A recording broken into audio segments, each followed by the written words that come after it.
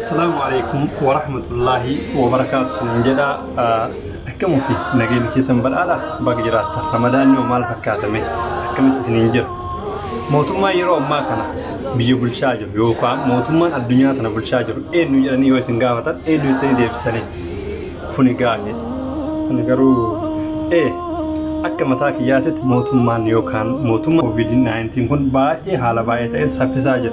Kanaaf iyyuu akkamitti dhibee kan haga dandeenyeen ofirraa eegnes ni jechuu barbaada.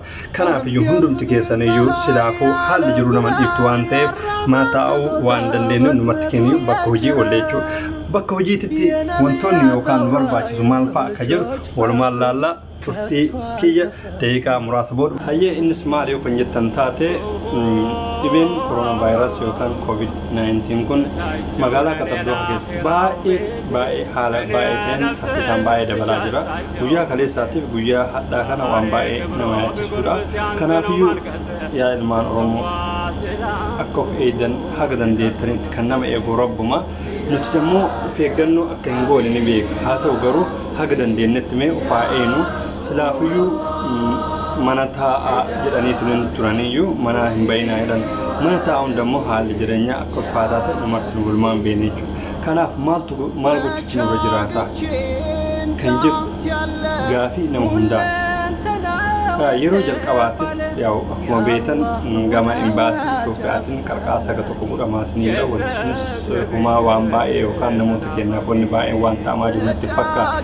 Kanaafiyyuu waan kana haga dandeenyetti akkamitti ofirraa eegna akkamitti ofirraa ittisuu dandeenya kan jedhu namoonni tokko maaksii gilaabii harkaa fayyadamaa hin jiru. Akkuma barbaannetti akkuma dur deemnu sanitti Rabbi Gafuurur Rahiim ni taata. Rabbi jechaatu karaa riqiisan jedhanii mire kanaaf akkamitti ofirraa eeguu dandeenya haga dandeenyetti jechuudha. Isin caala beekaaf osoo hin ta'in waan tokko wanta natti mul'ate isinitti himuu fi namoonni bakka hojii yeroo deemtan jechuudha. Bakka hojii yoo deemtan alkoolii jira. Alkoolii isa kanaan yookaan immoo laastikii biraatiin bitattaniitiin alkoolii kana fayyadamuu dandeettan jechuudha.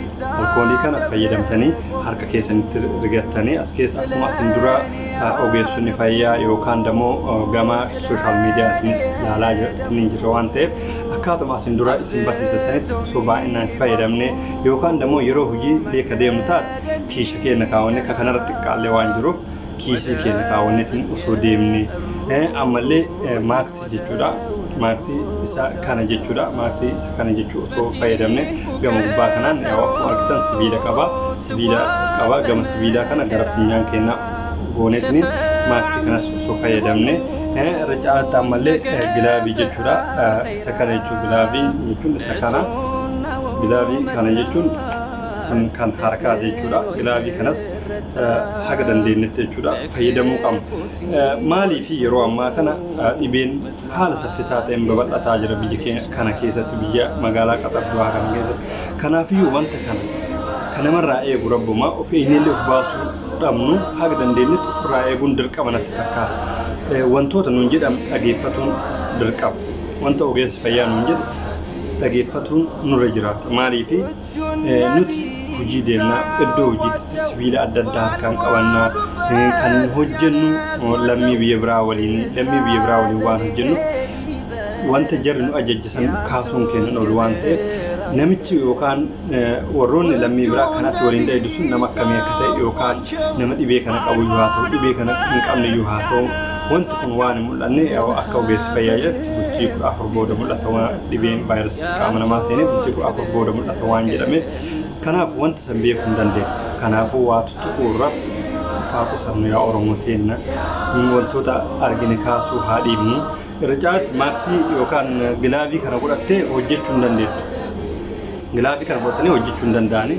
Yaa'u gilaabii baafatanii isin kan dalagan ni beena wanti godhatan wanti akka gwaantii yookaan shurraabii wayii ni jira jechuudha. San godhanneeti kan dalagaatiin hin jiru. Sun neevar hin ta'u. Haa ta'u garuu haga dandeettetti jechuudha. Isallee yoo godhattee isin jettu wanti isa ajajan san yoo harka qullaa kafuutu taate alkoolii tana fayyadamuun dirqama.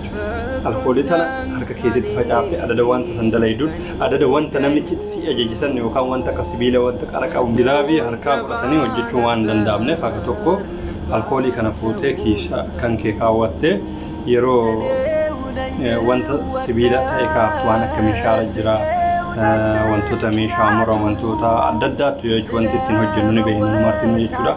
Waan kana dammoo yeroo kaasteetiin jettu alkoolii kana fayyadamaa haga dandeettitti jechuudha. Of eeggannoo cimaa godhatu nurra jira. Guyyaa kaleessa akkuma argitan guyyaa hadhaa 1,300 qabamee yoo jedhan baay'ee tokko jiruun namatti hadhootu dhugaa dubbatu. Kanaafiyyuu Rabbi nu haa eegu. Haga dandeenyetti feegun nurra jiraata. Osoo toltee anjaa qabaanne islaamanuma teenna yoo anjaalleen hin jirtu walumaan beeknu waan ta'eef kanaafiyyuu Rabbi nu haa eegu. Oromootiyaa Rabbi isin bira haa jiraatu isin jaaladhaa. Akkasuma yuutuubii kiyya Baalee Tube yookaan dammoo gama keessaa yoo seentan Baalee Tube jedha waan ta'eef subscribe, share, like godhaa.